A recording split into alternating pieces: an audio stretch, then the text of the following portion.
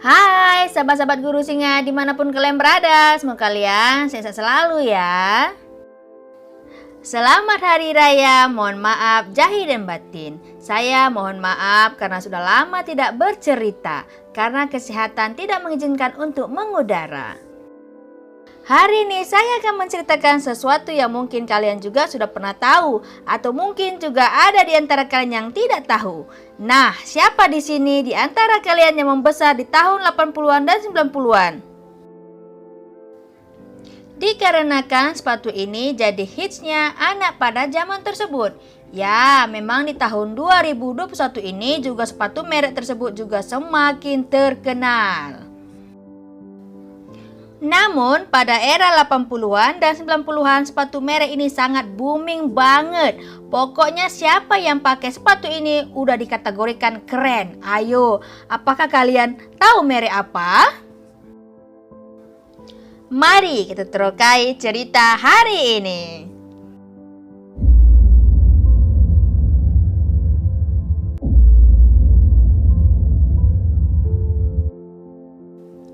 Ya, kamu benar. Kalau perkataan Bata ada di benak kamu. Ya, kita memperkenalkan sejarah tentang sepatu Bata kepada kamu semuanya. Toko sepatu ini tersebar di hampir seluruh penjuru Indonesia. Bahkan ada yang pernah bilang dulu kalau nggak pakai Bata itu rasanya kayak nggak pakai sepatu gitu. Sampai-sampai mau pergi sekolah aja ribet kalau nggak ada sepatu Bata merek ini kan. Ayo, siapa dulu yang suka pamer di kelas? Nah, kalau ada yang pernah beranggapan bahwa sepatu Bata adalah produk dalam negeri, wah, kamu salah besar tuh. Karena Bata ini produk keluar negeri.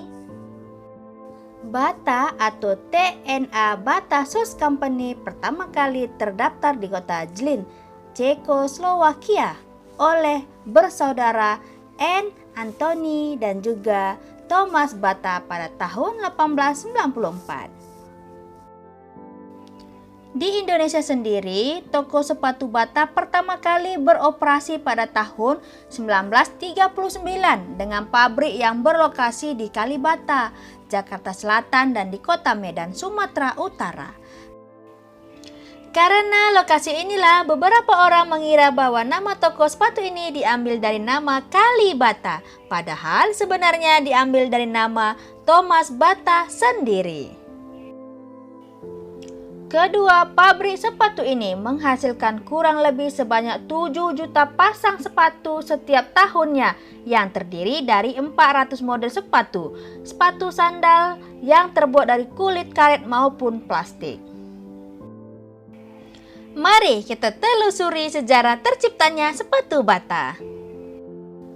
Nun jauh di kota Zlín, Ceko, Thomas Bata bersama saudara-saudarinya Anthony dan Anne mendirikan sebuah pabrik sepatu.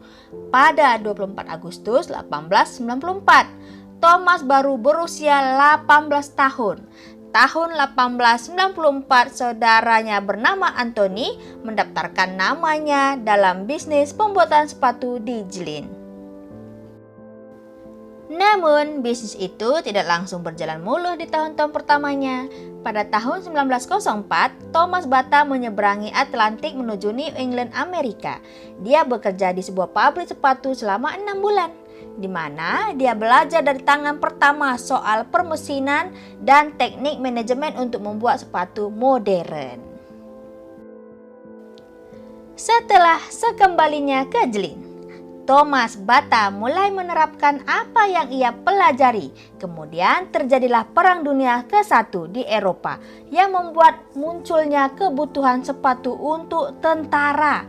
Thomas Bata pun mendapatkan orderan yang begitu banyak, di mana Bata mendapat untung besar saat membuat sepatu untuk tentara Austro-Hungaria. Pabrik Bata membuat sekitar 50.000 sepatu sepanjang Perang Dunia Pertama tersebut. Wah, untung banyak dong mereka. Setelah Perang Dunia Pertama, usaha perusahaan Bata berkembang di beberapa negara. Mereka mendirikan Bata dengan nama Bata Fields di Prancis, Bata Park di Swiss, Bata Estate di Inggris, Bata Drop di Belanda, dan Batawa di Kanada. Di Ceko sendiri ada Bata Village, desa tempat pabrik bata berdiri pertama kalinya, dan tenaga kerjanya yang begitu banyak. Selain pabrik, Bata juga mempunyai sekolah, klinik kesehatan, fasilitas olahraga, dan tentunya saja kantor Bata di Ceko. Ketika Thomas Bata meninggal dunia karena kecelakaan pesawat pada 12 Juli 1932, perusahaannya sudah mempekerjakan 31.000 tenaga kerja. Wow, kalian bayangkan pada tahun 1932 aja karyawannya segitu banyaknya. Gimana ya pada tahun sekarang 2021, kira-kira pekerjaannya ada berapa ya guys? Sebelum Thomas Bata meninggal dunia, produk Bata sudah sampai ke Hindia Belanda. Sebuah perusahaan pengimpor pun berdiri pada 1931. Gudangnya ada sejak 1931, berada tak jauh dari pelabuhan Tanjung Priuk. Dari Tanjung Priuk, aset perusahaan Bata lalu dipindahkan ke daerah baru, Rawajati Kalibata pada 1939. Kemiripan nama ini kebetulan saja ya guys. Menurut Jainuddin HM dalam bukunya 212 Asal Usul Jakarta Tempo Dulu 2012, di daerah Kalibata dulunya banyak terdapat batu, termasuk batu bata, sehingga dinamai demikian. Tak hanya di Kalibata, pabrik bata ada juga di Medan, lalu Purwakarta sejak 1994.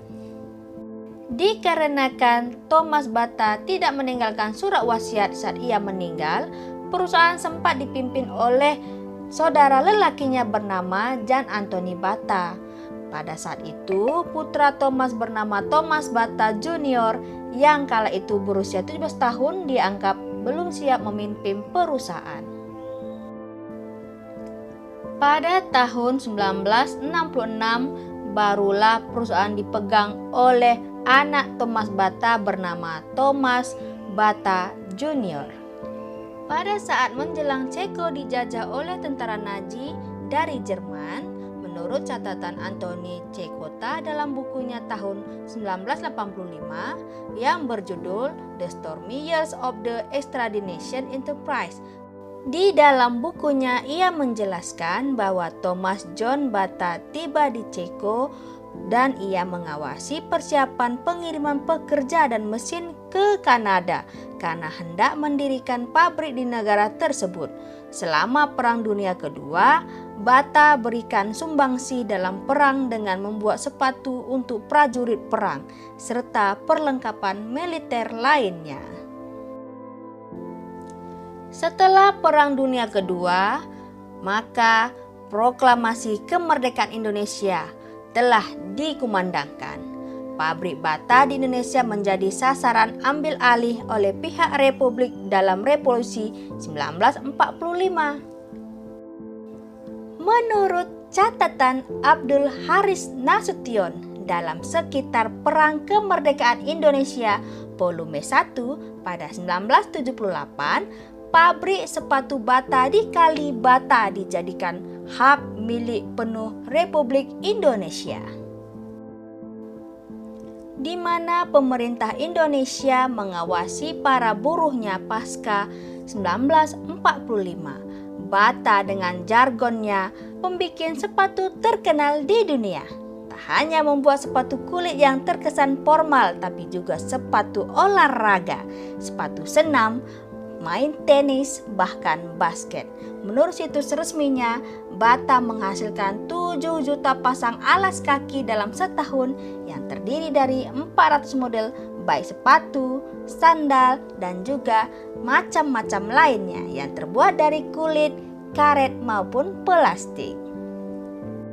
Nah, itulah dia sejarah sepatu merek Bata. Sepatu yang begitu mendunia dan juga dekat dengan hati rakyat Indonesia. Semoga informasi ini menambah wawasan kalian semua. Jumpa lagi di lain waktu dan di lain cerita. Terima kasih.